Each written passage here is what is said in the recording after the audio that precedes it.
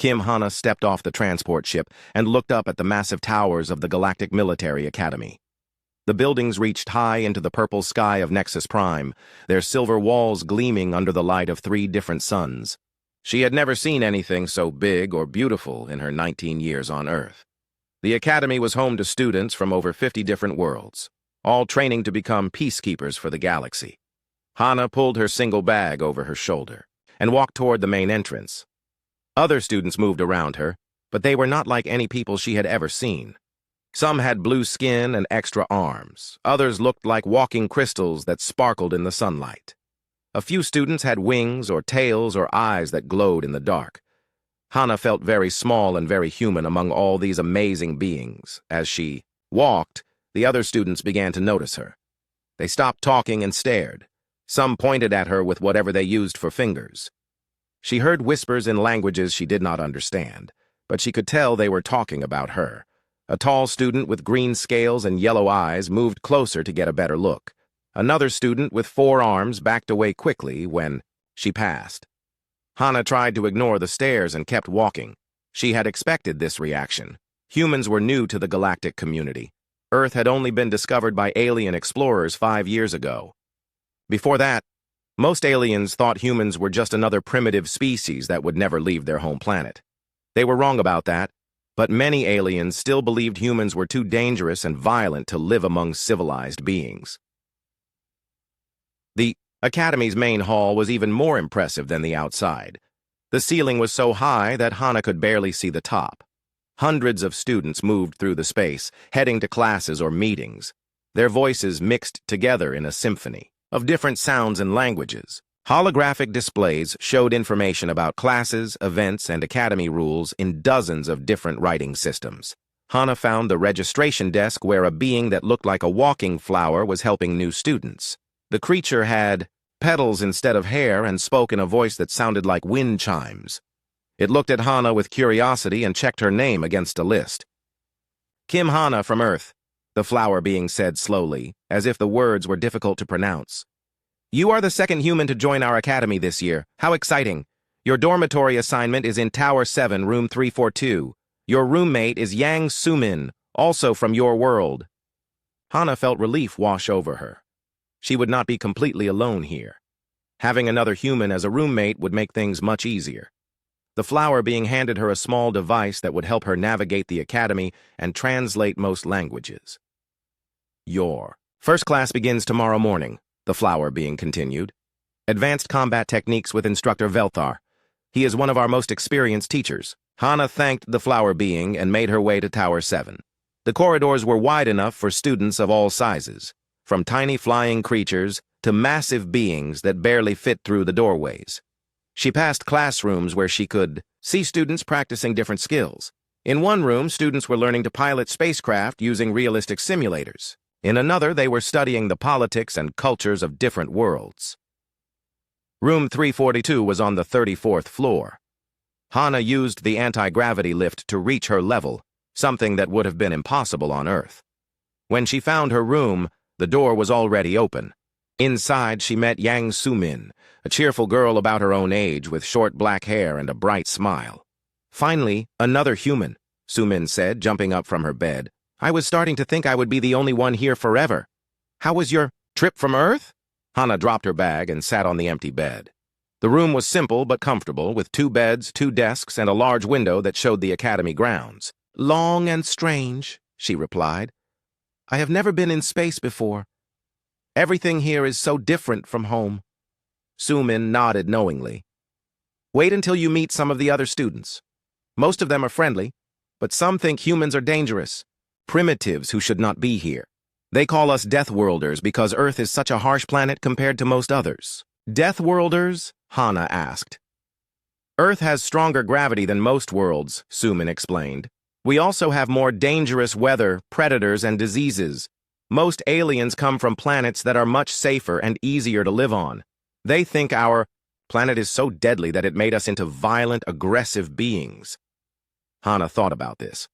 She had never considered Earth to be particularly dangerous, but she supposed it was different when compared to other worlds. Are they right? Are we more violent than other species? Sumin shrugged. Maybe we are stronger and tougher because of where we come from. But that does not make us evil.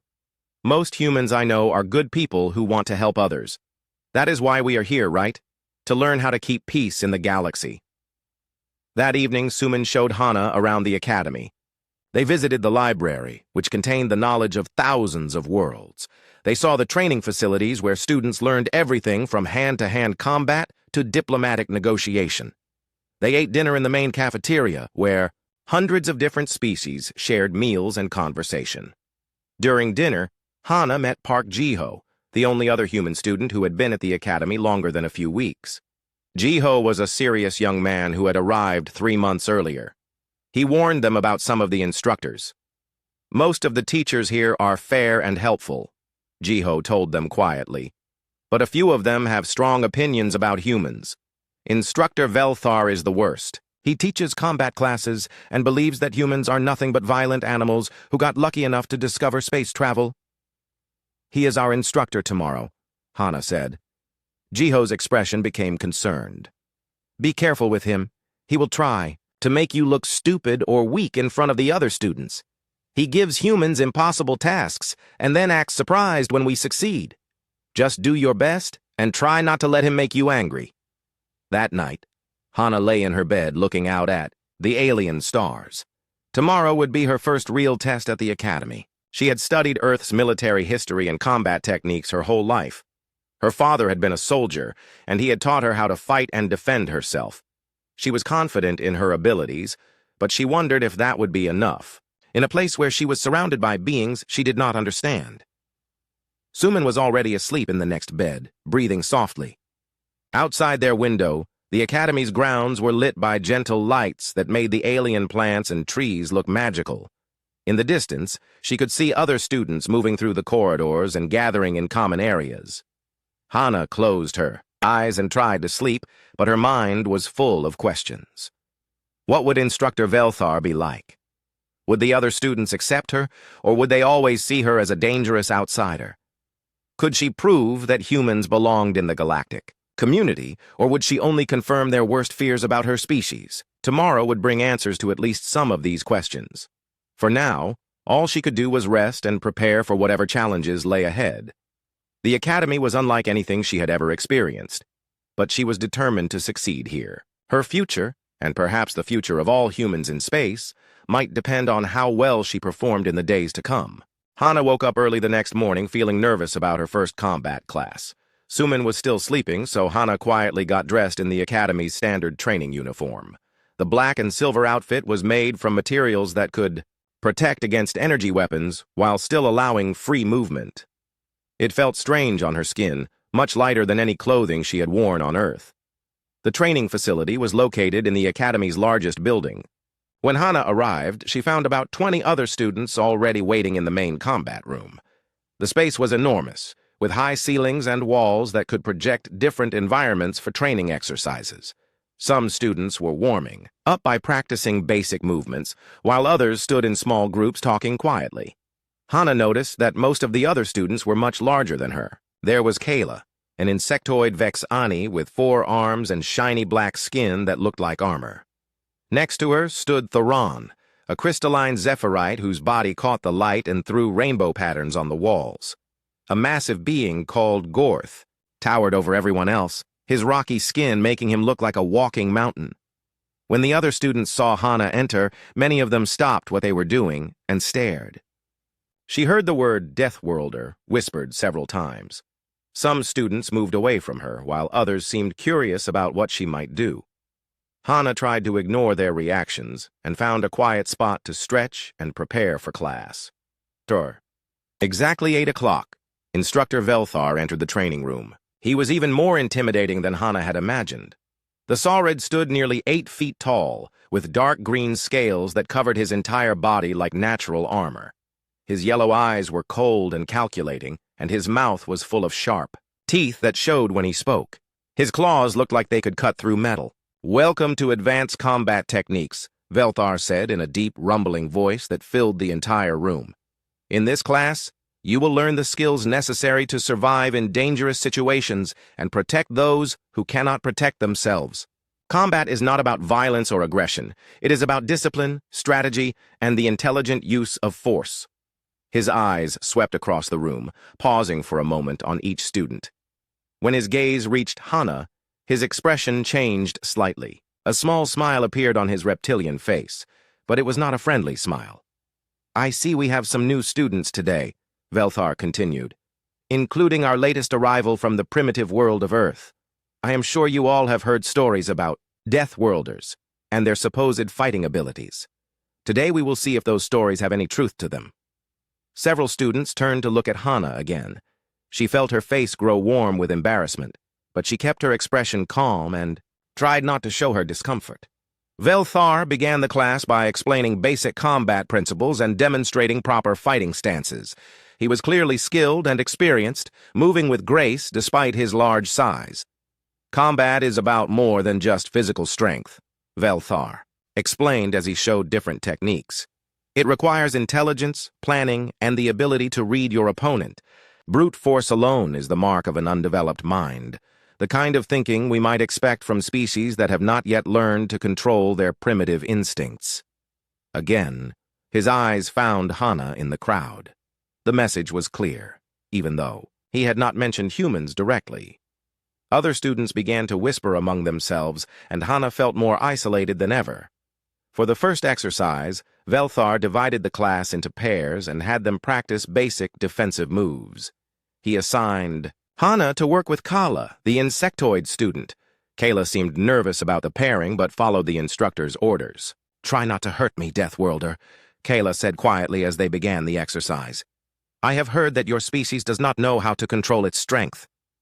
Hana felt frustrated by the comment but kept her voice calm. "I will be careful. I am here to learn, just like you." The exercise involved one student attacking slowly while the other practiced blocking and redirecting the attack. Hana and Kala took turns, with Hana being extra gentle to avoid confirming any fears about human aggression. Despite her caution, she performed the techniques perfectly, her movements smooth and precise.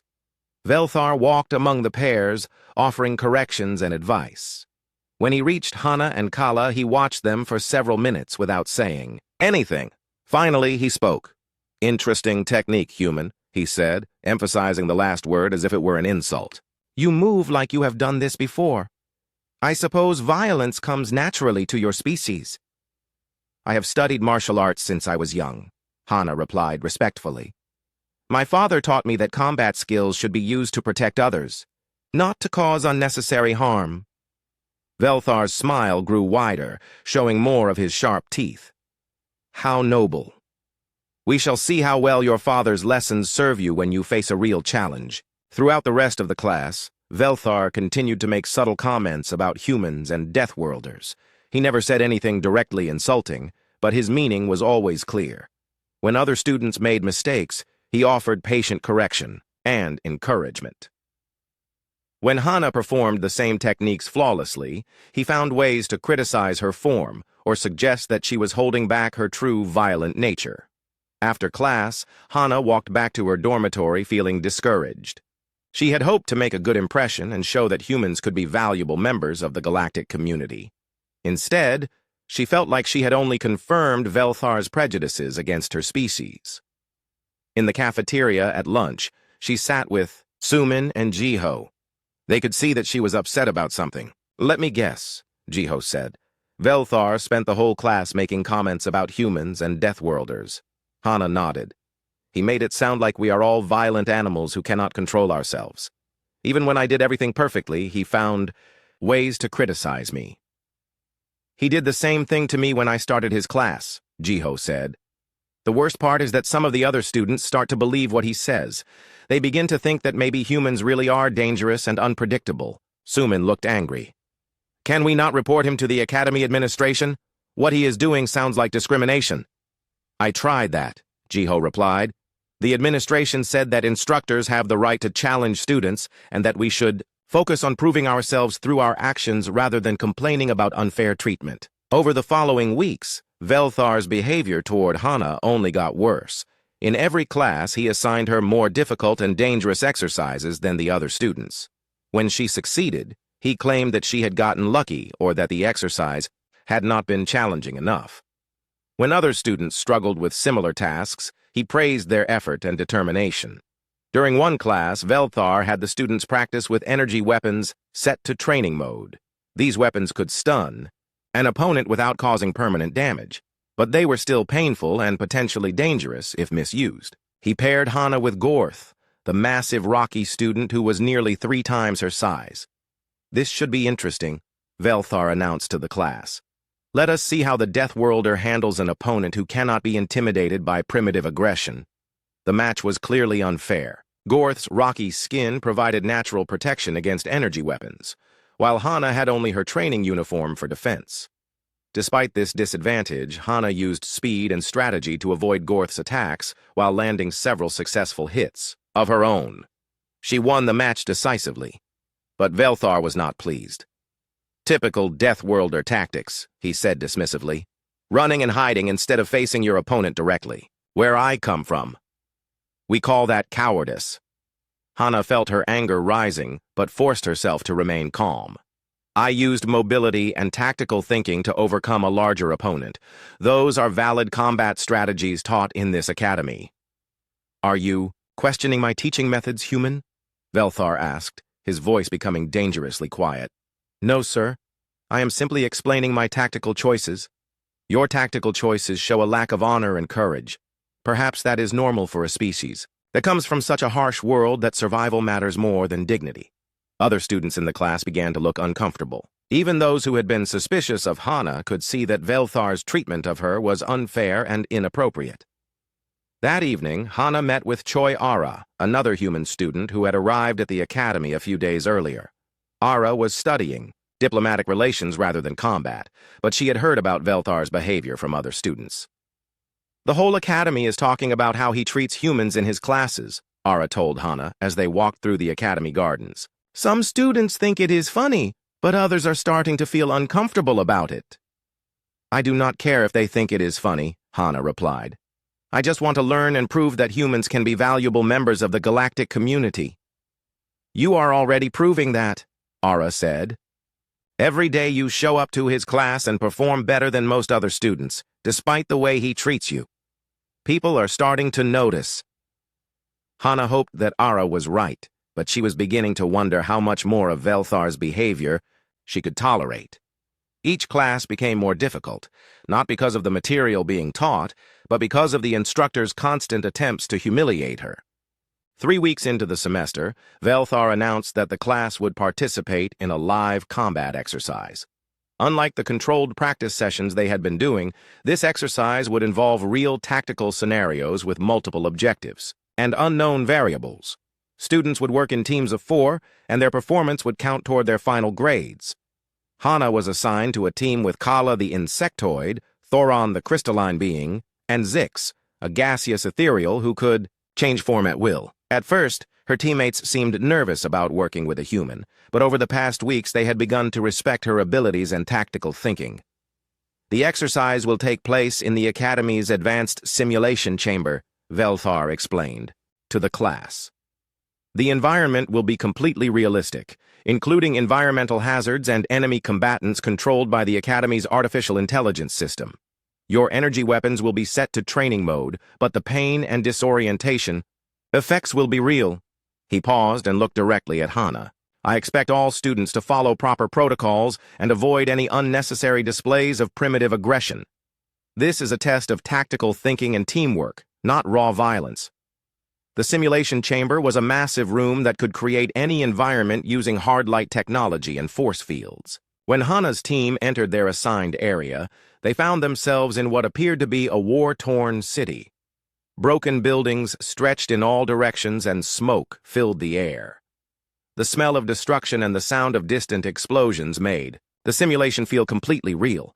Their mission was to rescue civilians trapped in a building while defending against enemy forces. It was exactly the kind of complex scenario that required careful planning and coordinated action. Hana's team quickly developed a strategy that played to each member's strengths. Zix would scout ahead in gaseous form, gathering intelligence about enemy positions. Thoron would use his crystalline body's natural resistance to energy weapons to draw enemy fire. Kala would provide covering fire with her superior accuracy and multiple arms. Hana would lead the rescue operation and coordinate the team's movements. The exercise began smoothly. Zix reported 3 enemy positions guarding the target building, and Thoron successfully drew their attention while Kala eliminated 2 of them, with precise shots. Hana led the way into the building, where they found several holographic civilians that needed to be evacuated. Everything changed when enemy reinforcements arrived. A group of heavily armed hostiles surrounded the building and began a coordinated assault. Hana's team found themselves trapped on the 3rd floor with the civilians they were supposed to rescue. "We need a new plan," Kayla said, her voice tight with stress. "There are too many of them." Hana studied the tactical situation through the building's windows. The enemy had positioned themselves to cover all the obvious escape routes, but she noticed something they had missed. There was a narrow alley between 2 buildings that could provide cover if they could reach it. "Thoron, can you create a distraction at the front entrance?" she asked. "Something big enough to draw most of their attention?" "I can reflect their energy weapons back at them," Thoron replied. "That should keep them busy for a few minutes." "Zix, I need you to scout that alley to the east. Make sure it is clear and find us an exit route." "Already on it," Zix said, his gaseous form beginning to drift toward the window. "Kayla, you and I will move the civilians. We will have to carry them since they cannot fight." Hana's plan was complex and dangerous, but it was their best chance of completing the mission successfully. She had calculated the timing carefully, taking into account each team member's abilities and the likely enemy response patterns. When Thoron began his distraction, the results were spectacular. His crystalline body turned into a prism that caught the enemy's energy blasts and redirected them back with twice the power. The enemy forces scrambled to avoid their own weapons, creating exactly the confusion Hana had hoped for. "Now," she whispered to Kayla. The 2 of them moved quickly through the building with the holographic civilians.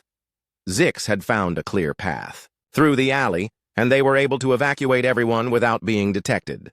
The entire rescue took less than 3 minutes, and they successfully reached the extraction point with all civilians safe. As the simulation ended and the artificial environment faded away, Hana felt proud of her team's performance.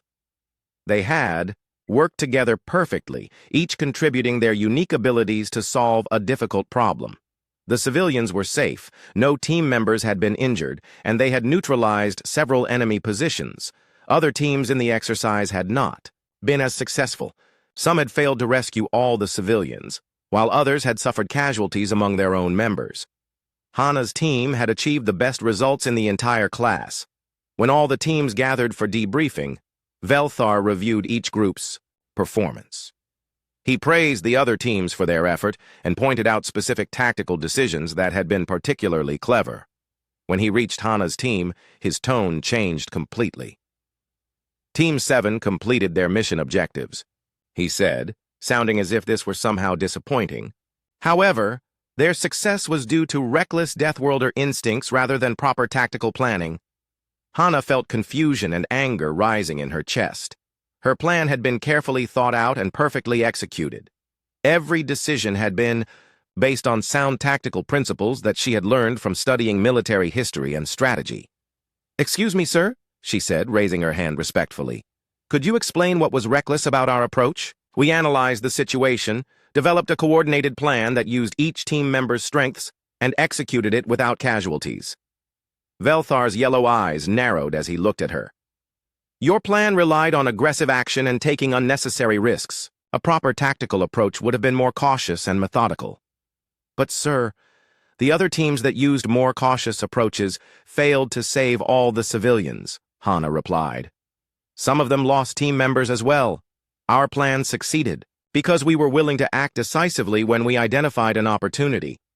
"Are you suggesting that your Deathworlder instincts are superior to proper military training?" Velthar asked, his voice becoming dangerous. "No, sir.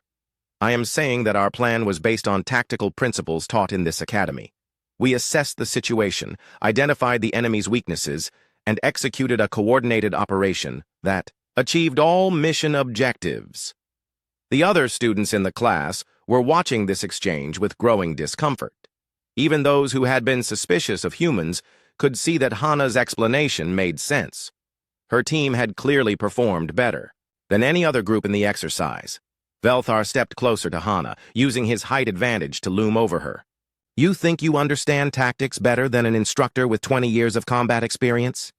This is exactly the kind of arrogance I would expect from a primitive species that has never learned proper respect for authority. I am not being arrogant, sir, Hana said, working hard to keep her voice calm and respectful. I am trying to understand how our successful mission could be considered reckless when other approaches failed. Your success was luck, nothing more, Velthar snapped. In a real combat situation, your aggressive Deathworlder mentality would get your entire team killed. Hana felt her patience finally beginning to crack. For weeks, she had endured Velthar's insults and prejudice without complaint.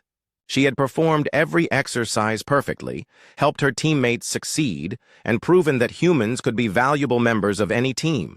Despite all of this, he continued to treat her like a violent animal who could not be trusted. With respect, sir, she said, her voice still controlled but with an edge of steel. My plan worked because it was based on sound tactical thinking, not blind aggression. If you believe there was a better approach, I would be grateful if you could explain what we should have done differently. The room fell completely silent. Every student was watching to see how Velthar would respond to this direct challenge, to his authority. For a moment, the instructor seemed taken aback by Hana's calm refusal to back down. Then his expression changed to one of pure fury. The scales on his face darkened, and his claws extended slightly from his fingertips. When he spoke, his voice was filled with barely controlled rage. You dare to question my expertise? You think your primitive Deathworlder brain can comprehend tactics that have been developed over centuries of civilized warfare? Before anyone could react, Velthar's massive clawed hand swung through the air and struck Hana across the face. The blow was delivered with enough force to kill most species, and the sound of impact echoed through the silent chamber like a gunshot. Several students gasped in horror. Kayla let out a high-pitched whistle of alarm, while Zix's gaseous form wavered with shock. Striking a student was forbidden at the academy and could result in serious injury or death for most species. Blood began to flow from 3 long cuts, where Velthar's claws had raked across Hana's cheek. The force of the blow had knocked her back several steps, but she had not fallen. Instead, she stood there for a moment, touching the wounds on her face and looking at the blood on her fingers. Velthar seemed to realize what he had done. The fury faded from his eyes, replaced by a mixture of shock and concern. The training chamber fell into complete silence, except for the quiet dripping of Hana's blood on the floor. Every student stood frozen, watching to see what would happen next. Velthar towered over her, his massive frame casting a shadow across her small, human form. The instructor's expression showed a mixture of shock and growing concern as he realized that his blow had not produced the expected result. Most species would have been unconscious or dead from such a strike. The Saurids. Claws were designed to tear through armor and bone, and he had put considerable force behind the attack. Yet the human girl was not only still standing, but she was smiling at him with an expression that made his reptilian instincts suddenly scream warnings of danger. Hana wiped more blood from her cheek with the back of her hand, never taking her eyes off Velthar's face. The cuts were deep and painful, but she had experienced worse injuries during her training on Earth. Her father had taught her that pain was just information, and right now that information was telling her that someone had just crossed a line that should never be crossed. You seem surprised that I am still standing, she said calmly, her voice carrying clearly through the silent chamber. I suppose you expected me to collapse like one of your civilized students would have done. Velthar's throat made a nervous, clicking sound that was common among his species when they felt threatened. Student Kim, I did not intend to strike you so hard. The force was meant for someone of my own species, not a fragile human. Fragile? Hana repeated, tilting her head slightly. Is that what you think humans are? Fragile creatures who break easily under pressure? She took a step closer to him, and to everyone's amazement, the massive instructor actually took a step backward. Something in her posture and the way she moved had triggered ancient predator recognition patterns in his brain. Despite being less than half his size, she suddenly seemed far more dangerous than he had ever imagined possible. Let me tell you, something about Deathworlders, Instructor, Hana continued, her voice still perfectly calm. We do not come from a world that produces fragile beings. Our planet has gravity that is 20% stronger than most civilized worlds. Our weather includes storms that can level cities and temperatures that can kill in minutes. Our predators include creatures that your species would classify as living nightmares. Another step forward, another step back from Velthar. The other students began to understand that they were witnessing something unprecedented. The balance of power in the room had shifted completely, and the instructor who had seemed so dominant moments ago now looked like prey being stalked by a predator. We evolved alongside saber-toothed cats, pack hunters that could run faster than your fastest vehicles and poisonous creatures so deadly that a single bite could kill in seconds, Hana went on. Every day on Earth is a fight for survival against an environment that actively tries to kill anything weak enough to let it. Velthar's claws extended fully now, but not in aggression. They were extended in the defensive posture his species used when they encountered something too dangerous to fight. His yellow eyes were wide with a fear he did not fully understand. "But you know what the most dangerous thing about humans is, Instructor?" Hana asked, stopping just out of arm's reach. "It is not our strength or our speed or our ability to survive in hostile environments. It is the fact that we have learned to control all of that power and use it only when necessary." The cuts on her face had stopped bleeding, but the blood that had already flowed gave her an appearance that was both beautiful and terrifying. She looked like a warrior goddess from some ancient human mythology, small but absolutely deadly. "For weeks, you have insulted me and my species," she continued. "You have called us primitive, violent, and aggressive. You have made it clear that you believe humans are dangerous animals who have no place in civilized society. And through all of that, I have remained calm and respectful because I wanted to prove that you were wrong." Velthar tried to speak, but no words came out. His throat was clicking rapidly now, a sign of extreme stress among his people. "But you just made a very serious mistake," Hana said, her smile becoming wider and somehow more frightening. "You attacked me. In front of all these witnesses, you used your claws against an unarmed student who was simply trying to understand your criticism of her work." She raised her right hand and slowly closed it into a fist. The movement was deliberate and precise, and several students gasped when they saw how her muscles moved under her skin. They were beginning to understand that humans were built very differently from most other species. "Now I am going to show you exactly what Deathworlders are capable of when someone threatens them," Hana said.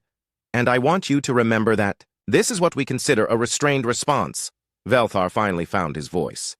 "Student Kim, I order you to stand down.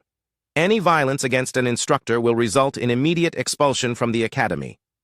"Violence?" Hana asked, tilting her head again. "I am simply defending myself against an instructor who has already committed assault against a student. Academy regulations clearly state that students have the right to protect themselves when threatened by anyone, including instructors." Before Velthar could respond, Hana moved. The movement was so fast that most of the watching students could barely follow it. One moment she was standing 3 feet away from the instructor, and the next her fist was connecting with his snout in a perfectly executed right cross punch. The sound of impact was like a thunderclap. Velthar's scales, which were strong enough to turn aside energy weapons, cracked like eggshells under the force of the blow. His head snapped back violently, and a spray of dark green blood filled the air. The massive instructor's eyes rolled back in his head, and he collapsed to the floor like a felled tree. The impact of his body hitting the ground shook the entire chamber and caused several students to stumble. Velthar lay motionless, his breathing shallow and irregular. Hana stood over his unconscious form, shaking her right hand slightly, punching. Someone with scales that hard had hurt her knuckles, but she showed no other sign of discomfort. She looked down at the fallen instructor with an expression of calm satisfaction. "That," she said to the room full of stunned students, "is how humans respond when someone crosses the line from words to violence." Ryu Do-hyun, a medical student from one of the Academy's healing species, rushed forward to check on Velthar. His 4 hands moved quickly over the instructor's body, checking for life signs and assessing the damage. "His nasal cavity is completely shattered," Do-hyun reported in a shaky voice. "Several facial bones are broken, and he has a severe concussion. He will live, but he is going to need extensive medical treatment." Other students began to recover from their shock and started talking all at once. Some were expressing amazement at what they had just witnessed, while others were demanding to know if Hana was in trouble for attacking an instructor. Kayla approached carefully, her insectoid features showing a mixture of respect and fear. "Hana, are you injured? Those cuts on your face look serious." Hana touched her cheek again and looked at the blood on her fingers. "These are minor wounds. They will heal quickly." "But what about Velthar?" Thorin asked, his crystalline voice ringing with concern. "You may have seriously injured him." "He will recover," Hana replied calmly.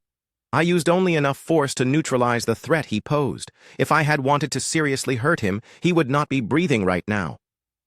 The casual way she said this sent chills through many of the watching students. They were beginning to understand that humans were far more dangerous than anyone had imagined, but also far more controlled. Hana could have killed Velthar easily, but she had chosen to use only the minimum force necessary to defend herself. Academy security forces arrived within minutes, having been alerted by the automated monitoring systems in the training chamber. They found Velthar unconscious on the floor and Hana standing calmly nearby, still bleeding from the cuts on her face. The security chief, a tall being with blue skin and silver eyes, looked around the chamber with confusion. "What happened here? Why is Instructor Velthar unconscious?" Before anyone could answer, Zix spoke up in his whispered, gaseous voice. "Instructor Velthar struck Student Kim across the face with his claws. Student Kim defended herself by punching him once. Everything was recorded by the chamber's monitoring systems." The security chief looked at Hana with new respect. "You knocked out a Saurid instructor with a single punch?" "He attacked me first," Hana replied simply. "I responded with appropriate force to neutralize the threat." As medical teams arrived to treat both Velthar and Hana's injuries, word of what had happened began to spread throughout the academy. Within hours, every student and instructor would know the story of how a small human girl had knocked out one of the academy's most feared instructors with a single punch. The academy's investigation into the incident took 3 days to complete. During that time, Hana found herself at the center of attention from students and instructors throughout the institution. Some looked at her with fear, others with respect, and many with simple curiosity about what humans were really capable of. Director Quintal, the Academy's highest authority, was an ancient Aquarian whose blue-green skin glistened with moisture and whose large eyes had seen centuries of galactic politics. She personally reviewed all the recordings from the training chamber and interviewed every witness to the confrontation. On the 3rd day, Hana was called to the director's office for a final meeting about the incident. The room was filled with water vapor to keep the Aquarian comfortable, and soft lighting created an atmosphere of calm deliberation. Dr. Wan Hyejin, the Academy's xenopsychologist, was also present to provide expert testimony about human behavior and psychology. "Student Kim," Director Quintal began in her melodious voice, "I have completed my review of the incident in Instructor Velthar's class. The recordings clearly show that he struck you first with sufficient force to seriously injure or kill most species. Your response was immediate but proportional to the threat you faced." Hana nodded respectfully but said nothing. She had learned that it was best to let authority figures speak their minds before offering any comments. "Dr. Wan has provided valuable insight into human defensive reflexes and the cultural context of your actions," the director continued. "She has explained that your species evolved in an environment where immediate response to threats was necessary for survival, and that your reaction was instinctive rather than planned." Dr. Wan, a middle-aged human woman who had been studying interspecies psychology for decades, spoke up. "Human beings developed what we call a fight-or-flight response over millions of years of evolution. When threatened, our bodies automatically prepare for either combat or escape. In Hana's case, escape was not possible, so her body chose combat as the appropriate response. Furthermore," Dr. Wan continued, "the fact that Hana used only a single punch and then immediately stopped attacking shows remarkable self-control. A human experiencing a full combat response could have continued the attack until the threat was completely eliminated." Director Quintal's large eyes focused on Hana with interest. "Is this assessment accurate, Student Kim? Did you consciously choose to limit your response?" "Yes, Director," Hana replied. "Once Instructor Velthar was no longer a threat, there, was no reason to continue fighting. My goal was to defend myself, not to cause unnecessary harm. This is exactly the kind of restraint we hope to see from all our students, the director said. The ability to use force when necessary, but to stop when the threat has been neutralized is a crucial skill for peacekeepers. The director paused and looked at some documents on her desk. I have also reviewed Instructor Velthar's conduct over the past several weeks. Multiple students have reported that he showed inappropriate bias against human students and made unprofessional comments about your species. This behavior is unacceptable at this academy. Hana felt relief wash over her. She had been worried that the academy might side with their instructor despite the evidence. Instructor Velthar will face disciplinary action for assault against a student and for creating a hostile learning environment, Director Quintal announced. He will be suspended from teaching duties pending a full review of his conduct. You, Student Kim, are cleared of all charges. Your actions were legally justified self-defense. Dr. Wan leaned forward in her chair. If I may, Director, I believe this incident provides an excellent learning opportunity for the entire academy. Many species have misconceptions about humans based on incomplete information about Earth's environment and our evolutionary history. What do you suggest, Doctor? I recommend that Student Kim be given the opportunity to share her knowledge about human culture and capabilities with other students and instructors. Her demonstration of both strength and restraint has already changed many minds about what humans are really like. Director Quintal considered this suggestion for a moment. Student Kim, would you be willing to take on additional responsibilities as a cultural liaison between humans and other species at this academy? Hana thought about the offer carefully. It was more responsibility than she had expected to take on as a first-year student, but it was also an opportunity to help other humans who might face similar prejudice in the future. I would be honored to serve in that role, Director, she replied. Over the following weeks, the atmosphere at the academy began to change. Students who had previously avoided humans out of fear or prejudice started approaching Hana with questions about Earth and human culture. She organized informal discussions where she explained how humans had developed their physical and mental capabilities and why their planet's harsh environment had made them seem aggressive to other species.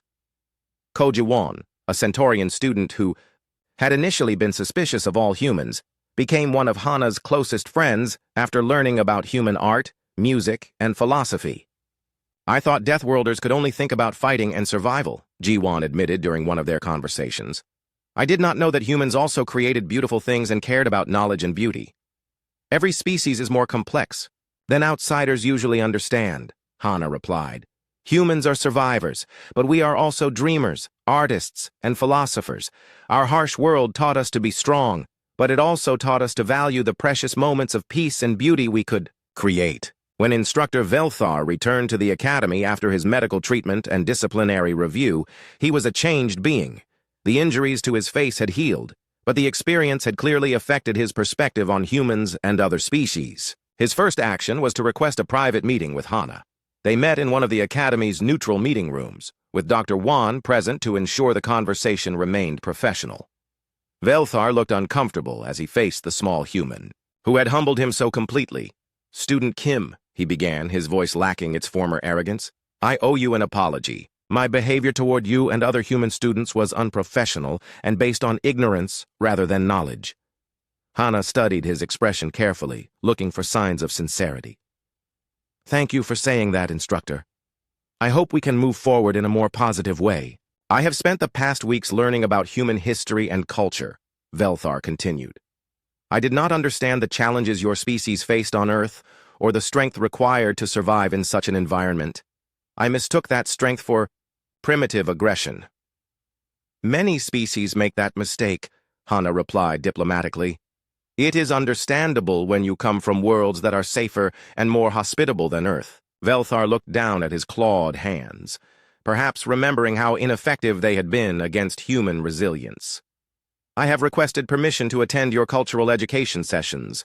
I believe I have much to learn about Deathworlders and their capabilities. You would be welcome to join us, Hana said. Understanding between species is always beneficial. As the semester continued, Hana found herself in an unexpected role as a bridge between different species at the academy. Her combination of physical capability and intellectual curiosity made her someone that other students could respect and learn from. She taught defensive techniques to students from more peaceful worlds, while learning about their cultures and technologies in return. Bei Sungho, the Academy's top-ranked student, approached her with a request that surprised everyone. "I would like you to train me in human combat techniques," he said during one of her cultural sessions. "Not because I want to hurt anyone, but because I want to understand how physical and mental discipline work together. Human martial arts are about more than fighting," Hana explained. "They teach patience, respect, and the importance of protecting those who cannot protect themselves. If you are serious about learning, I would be happy to teach you." The Academy's administration was so pleased with the positive changes in interspecies relations that they officially appointed Hana as the first student cultural ambassador. Her duties included organizing educational events, mediating disputes between students from different worlds, and helping new students adapt to the Academy's diverse environment. On the anniversary of her arrival at the Academy, Hana stood in the same spot where she had first looked up at the massive towers reaching toward the alien sky. So much had changed since that first day when other students had stared at her with fear and suspicion. Now those same students waved and called out greetings as they passed. Some stopped to ask about her upcoming cultural presentation or to invite her to study groups. A few even asked for advice about problems they were having with coursework or relationships. Sumin joined her as she watched the sunset paint the Academy buildings in shades of gold and purple. "Do you ever regret coming here?" her roommate asked. Hana thought about the question seriously. The path had not been easy, and there had been moments when she wondered if humans would ever be truly accepted in the galactic community. But looking around at the diverse group of students who now considered her a friend and mentor, she knew that the struggle had been worthwhile. "No," she replied with a smile.